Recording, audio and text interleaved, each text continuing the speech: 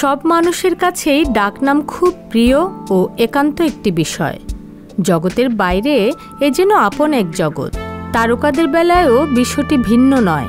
তাদের রয়েছে ডাকনাম, যা অজানাই থাকে বহু ভক্তের কাছে। টালি ইন্ডাস্ট্রির এমন কিছু অভিনেত্রী তারকার ডাকনাম নিয়ে কথা বলা যেতে পারে।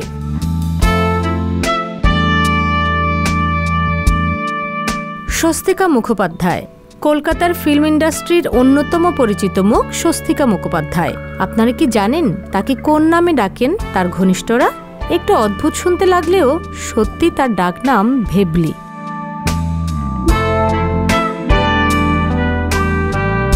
ঋতুপর্ণা সেনগুপ্ত।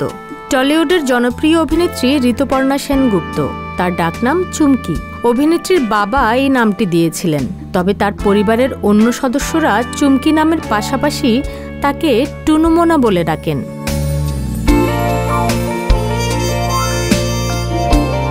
শ্রাবন্তী চট্টোপাধ্যায়।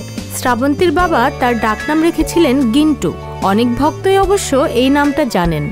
এক সাক্ষাৎকারে শ্রাবন্তী নিজেই বলেন যে তার জন্মের পরে তার বাবা এই নামটি রেখেছিলেন এবং এ কারণে তিনি নিজেও এই গিন্টু নামটি খুব পছন্দ করেন। তার বোনও তাকে এই নামেই ডাকেন।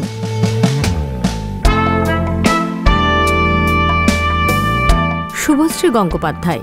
টলিটাউনের এই অভিনেত্রীকে ঘনিষ্ঠরা ডাকেন পুতাই নামে। এটাই তার ডাকনাম। জন্মের পর তার এক কাকা শুভশ্রীকে এই নাম দেন। এমনকি শুভশ্রীর স্বামী অর্থাৎ রাজ চক্রবর্তীও তাকে পুতাই নামে ডাকেন।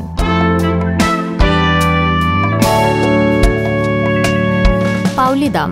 অভিনেত্রী পাওলি দামের ডাকনাম মূলত তার ভালো নামের শুরুর অক্ষরগুলোই। তার ডাকনাম পাও। অভিনেত্রীর স্বামীও তাকে এই নামেই সম্বোধন করেন। তবে অভিনেত্রীর আরও ডাকনাম আছে, তা হল বুড়ি। অনেকেই তাকে এ নামেই ডাকেন।